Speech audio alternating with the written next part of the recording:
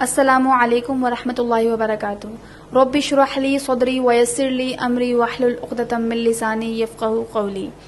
آج کا ہمارا جو پوڈ کاسٹ کا موضوع ہے وہ یہ ہے کہ دوست کیسا ہونا چاہیے، اور ایسی کون سی دوستی ہے جو ہمیں جنت کی طرف لے کے جا سکتی ہے.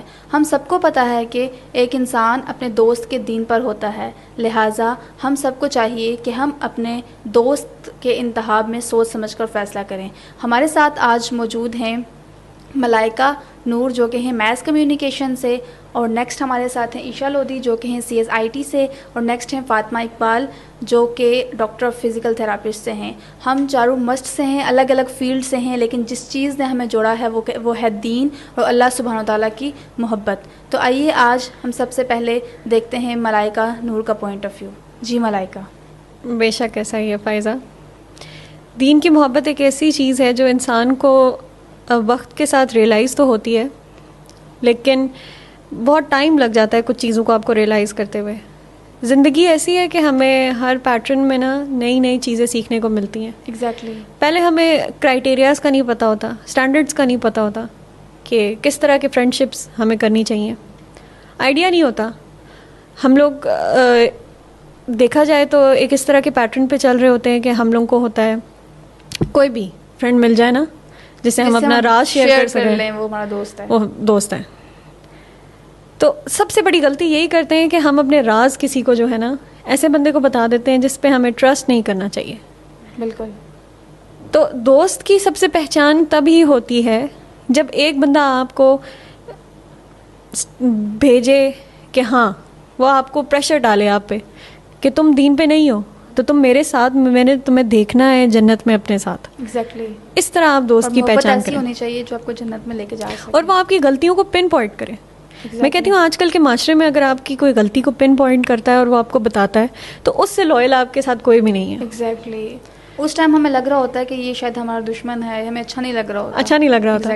ہم کہتے ہیں ہمیں کرٹیسائز کر رہا ہے تو برا آدمی ہے، جبکہ وہ کرٹیسائز اسی لیے کر رہا ہوتا ہے کہ ہمارے اندر جو فلاز ہیں اور جو خامیاں ہیں ان کو وہ کسی طرح ایلیمنیٹ کر سکے، وہ ہمیں ہیلپ کر رہے ہوتے ہیں.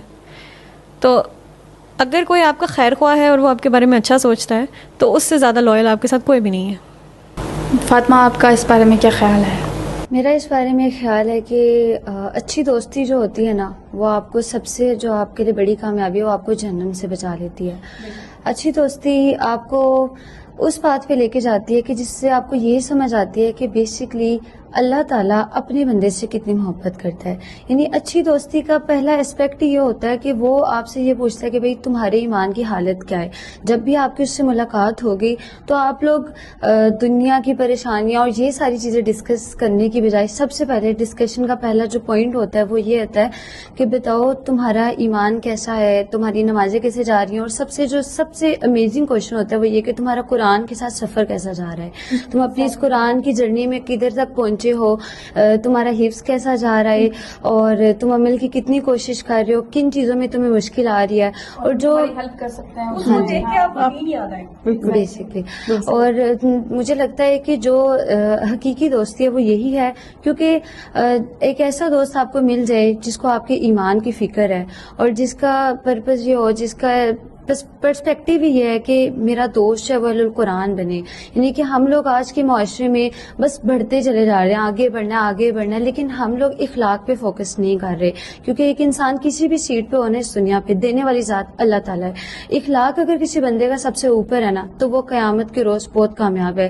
اللہ تعالیٰ اس کو جنت میں وہ مقام دیں گے کہ انسان سوچ بھی نہیں سکتا. اور اصل جو اخلاق کی بنیاد ہے وہ انسان کو رسول اللہ صلی اللہ علیہ وآلہ وسلم کے راستے پہ چلنے سے ملے گی، اور سب سے بڑھ کے قرآن پہ عمل کرنے سے. اور جیسا کہ حضرت عائشہ رضی اللہ تعالیٰ عنہا کا فرمان ہے کہ آپ صلی اللہ علیہ وآلہ وسلم چلتا پھرتا قرآن تھے. اب بے شک ہم اپنی بات کر لیں تو ہم سب الگ الگ فیلڈ سے ہیں نا، لیکن ہمارے دل جڑے ہوئے ہیں اور ہماری سوچ ایک جیسی ہے. سوچ وہ کس طرح ہے کہ ہم اہل القرآن ہیں، ہم قرآن پڑھتے ہیں اور ہم اللہ سبحانہ تعالیٰ کی خاطر ایک دوسرے سے محبت کرتے ہیں. تو وہ بیسک پرپز اور تھیم جب ہمارا ایک ہے نا تو ہم ایک ہی پلیٹ فارم پہ آگے ہیں.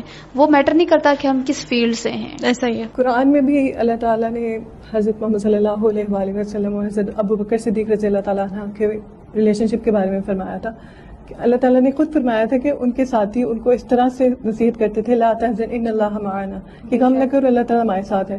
جب نبی ان کو فیل ہو جاتا تھا کہ یہ غم میں ہیں, کیونکہ جب حضرت ابوبکر صدیق رضی اللہ تعالیٰ عنہ دونوں جب غار ثور میں تھے تو حضرت ابوبکر صدیق رضی اللہ تعالیٰ عنہ پریشان ہو رہے تھے, تو آپ صلی اللہ علیہ وآلہ وسلم نے انہیں تسلی دی. اللہ تعالیٰ نے اس طرح سے قرآن میں بولا, ان کے ساتھی ان کو اس طرح سے نصیحت کرتے تھے لا تحزن ان اللہ معنا.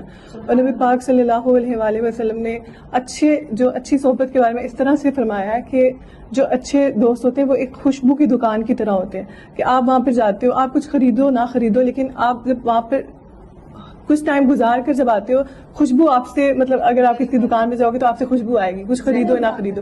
لیکن جو بری صحبت کے بارے میں آپ صلی اللہ علیہ وآلہ وسلم اس طرح فرماتے ہیں کہ لوہار کی دکان کی طرح ہے کہ اگر آپ لوہار کی دکان پہ جاتے ہو تو وہ جو چنگاریاں آپ کی لوہار کی دکان میں یا لوہار کی بدبو جو ہے وہ آپ پہ چنگاریاں پڑیں گی.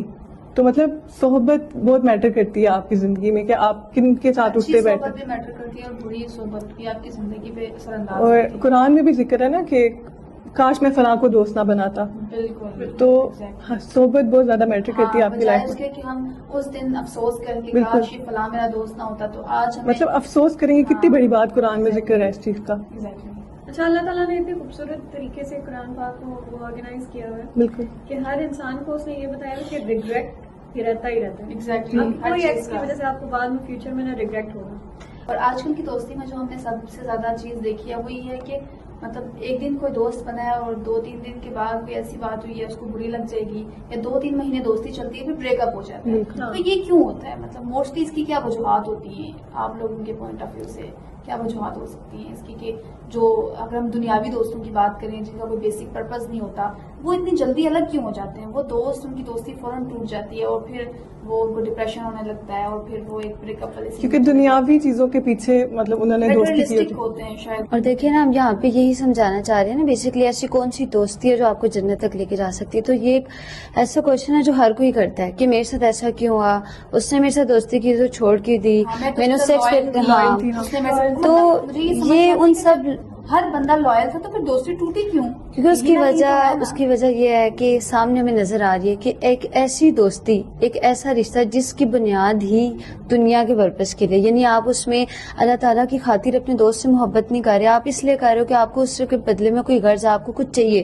تو دیکھیے جیسے قرآن میں سورۃ الدہر کے اندر آتا ہے, ہر انسان کے لیے ایک ریمائنڈر ہے کہ بھائی ہم سب جو ہیں ہین ہے. ہین کا مطلب ہوتا ہے کہ بہت ہی تھوڑے سے ٹائم پیریڈ کے لیے, بہت ہی مختصر وقت کے لیے. تو انسان کو کہا گیا ہے کہ تم دہر کے اندر ایک لمبے زمانے کے اندر ہین ہو. اب اس تھوڑے سے ٹائم پیریڈ کے اندر ایک انسان کیسے کہہ سکتا ہے کہ بھئی مجھے صحیح غلط کا پتہ ہے اور میں کسی بھی کمپنی میں رہوں, میں اس کا مجھ پہ کوئی برا اثر نہیں ہوگا, میں اپنے آپ کو بچا لوں گا. جبکہ اللہ سبحانہ تعالیٰ قرآن کے ذریعے سے ہمیں سمجھا رہے ہیں کہ میں نے جو تمہیں آنکھیں اور جو تمہیں کان دیے وہ بیسکلی نعمتیں ہیں. تو تم جو ان دونوں چیزوں سے دیکھو گے نا, یہ تمہارے پاس امانت ہے. دیکھیں کان اور آنکھ بیسکلی دل کی طرف جانے والا راستہ ہے. جو انسان ان سے جو دیکھے گا, جو سنے گا, وہی اس کے دل میں سٹور ہوگا, چاہے وہ یہ جتنا مرضی کہتا پھر ہے کہ مجھے صحیح اور غلط کی سمجھ ہے. پھر اللہ تعالیٰ قرآن کے بارے میں ہمیں یہ تو نہ کہے نا کہ ایک دفعہ قرآن پڑھ کے آپ لوگوں کے لیے انف ہے, بس سمجھ آ گئی پوری زندگی کے.